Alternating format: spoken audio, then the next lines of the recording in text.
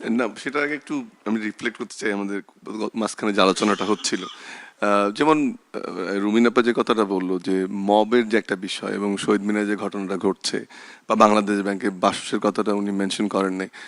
এটাতে বিএনপি জড়িত না কোন দল জড়িত সেটা কোনো আমার আসলে বিষয় না। যেটা আমরা দেখতে চাই যে যারা জড়িত ছিল তাদের বিরুদ্ধে তদন্ত হচ্ছে এবং ব্যবস্থা নেওয়া হচ্ছে। নাহলে বিএনপির পক্ষ থেকে যে কথাটা বলা হচ্ছে, বা স্বরাষ্ট্রমন্ত্রী যে কথাটা বারবার বলছেন যে যারা মব করবেন তাদের স্থান নাই বা এটা রাখা হবে না, তার কার্যকরী উদাহরণ যদি সৃষ্টি না করা যায় তাহলে কিন্তু আদতে বিএনপিরই এই যে শাসন ব্যবস্থা সেটা একসময় ভঙ্গুর একটা জায়গায় যাবে। প্রথম থেকেই মেসেজটা দেওয়া উচিত ছিল এবং সেখানে খুব সাবজেক্টিভলি না দেখে অবজেক্টিভলি দেখা, এটা রুমিন ফারানা বা বাসস বা বাংলাদেশ ব্যাংক সেটা না দেখা। আরেকটা কথা আমাদের বাতেন ভাই ভালো কথা বলছে যে ফার্মার্স কার্ড বা ফ্যামিলি কার্ডের বিতরণে একটা তথ্য আপনাদেরকে দেই যে সর্বশেষ যখন অন্তর্বর্তীকালীন সরকারের সময় টাস্ক ফোর্স গঠিত হয়েছিল, অর্থনীতি টাস্ক ফোর্স, সেখানে দেখানো হয়েছিল যে 52% বেনিফিশিয়ারি যারা আমাদের প্রায় 143টা বা আর্গুয়েবলি 148টা বেনিফিশিয়ারি প্রোগ্রাম যেগুলো ভিজিডি বিজিএফ এগুলোতে 52% ছিল কোনো না কোনো ভাবে যারা অবৈধ বেনিফিশিয়ারি। এবং তাতে প্রায় যে 1,20,000 কোটি টাকা ব্যয় হয়েছে, এর মধ্যে অর্ধেকই গেছে যারা আওয়ামী লীগ বা জাতীয় পার্টির যারা এমপি ছিল তাদের যে নেতাকর্মীরা তারা আসলে ভুয়া এই কার্ডগুলো থেকে অর্থ উত্তোলন করেছে।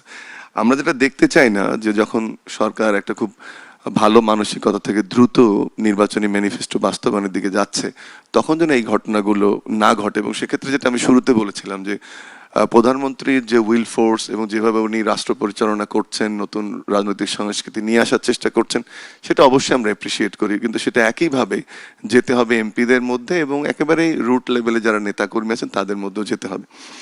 আর একটা জিনিস রুমিন আপা বোধহয় বললো যে আমরা বিশ্বাস করি এই স্বপ্নগুলিতেই তৈরি হবে স্বপ্নের বাংলাদেশ। স্বপ্ন ধরা, ধরনীর বুকে স্বপ্নের ঠিকানা। একটা রিচ ক্লাব বা ঋণ খেলাপিদের সংসদ, এখানে তো ওই সামনে এগুনোর যে ধারণাটা বা নতুন বাংলাদেশের কথা উনিও মেনশন করলেন বোধহয়, যেটা দেখতে চাই সেটা হচ্ছে যারা ঋণ খেলাপি আর পুনঃ তফসিল করবে না, বা যাদের সম্পদের পরিমাণ যেটা ডিক্লেয়ার হলো আমরা পরবর্তীতে যখন আবার দেখবো 1 বছর পরে, বা যদি এখন তো এটা ডিফিকাল্ট হয়তো বা সেই ঘোষণাটা আসবে না, পরের নির্বাচনে আসবে, সেই সম্পদের পাহাড় যেন জমে না যায়, এটা আমরা দেখতে চাই না। যে ঠিক আছে আমরা এখান থেকে শুরু করলাম একটা বাংলাদেশ, বা এখান থেকে শুরু করলাম, জামাত ইসলামী দেখলাম 15% বা বিএনপির 63%, এমপির এগেনস্টে এই যে ঋণের বোঝাটা আছে, এমন যেন হয় তারা পুনঃতফসিল না করার ঋণটা শোধ করেন এবং সত্যিকারে যে বাংলাদেশ গড়ার আমরা স্বপ্ন দেখছি সেটাতে ভূমিকা রাখে। আরেকটা জিনিস আমি আসবো সংস্কারে, আরেকটা জিনিস হচ্ছে যে প্রধানমন্ত্রী যে উদ্যোগগুলো এবার দ্রুত নিচ্ছেন, এটা আসলেই কিন্তু বাংলাদেশের ইতিহাসে এত দ্রুত এই রাজনৈতিক ম্যানিফেস্টো বা নির্বাচনী ম্যানিফেস্টো দ্রুত বাস্তবায়নের দিকে কোনো সরকার যায়নি। সেটা আপনি ফ্যামিলি কার্ড বলেন, ফরওয়ার্ড কার্ড বলেন, ঋণ বলেন, সবগুলোতে উনি দ্রুত বাস্তবায়নের দিকে যাচ্ছেন। এক্ষেত্রে যে ঘটনাটা ঘটবে সেটা হচ্ছে যে মন্ত্রীদেরকে এক ধরনের রিয়েল এক্সিকিউটিভের জায়গায় আনা গেছে, অর্থাৎ তার যে পলিটিক্যাল রোল তার বাইরে গিয়েও সে একটা মন্ত্রণালয়ের প্রশাসক সেই ভূমিকাটা পালন করার সুযোগ তৈরি হচ্ছে।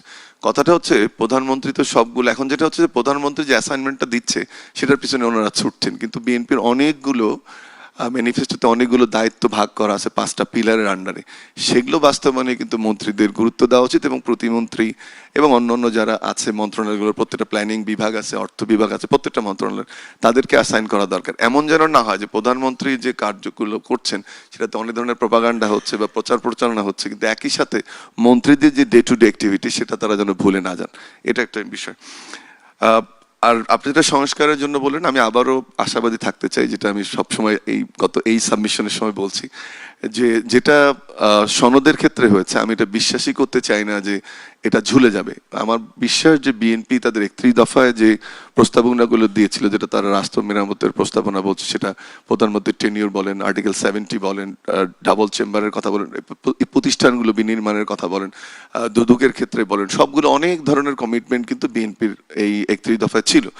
এবং বিএনপি যেগুলোতে নোট অফ ডিসেন্ট দিয়েছে আমি এপ্রিসিয়েট করি যে তারা এটা ক্লিয়ার করেছে যে এটা আমরা করব, এটা করব না, this is a very good approach, এবং এটা নিয়েই তারা নির্বাচনে গেছে।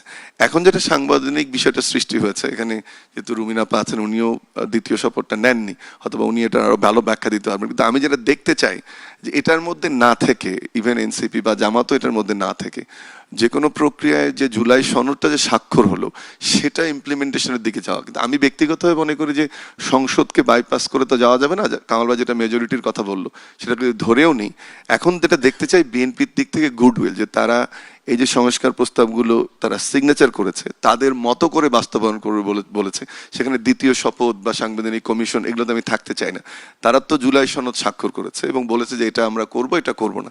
যেটা আমরা দেখতে চাই, হয়তো এত খুব তাড়াহুড়ো না করলেও এবং 180 দিনের মধ্যে না হলেও বিএনপি যেভাবে বলছে ঠিক সেইভাবেই যে হবে এবং জামাত এনসিপি মেনে নেবে বা আমরা সেভাবে মেনে নেবো তা না, বাট ন্যূনত পক্ষে যদি সেটাও হয় তাহলে কিন্তু বড় একটা সংস্কার প্রক্রিয়ার মধ্য দিয়ে দেশ যাবে এবং দেশের গণতন্ত্র এবং আমাদের যে নির্বাচন ব্যবস্থা বা সরকার ব্যবস্থা, শাসন ব্যবস্থা যে সুসংহত হবে, এটি নিয়ে কোনো সন্দেহ নেই।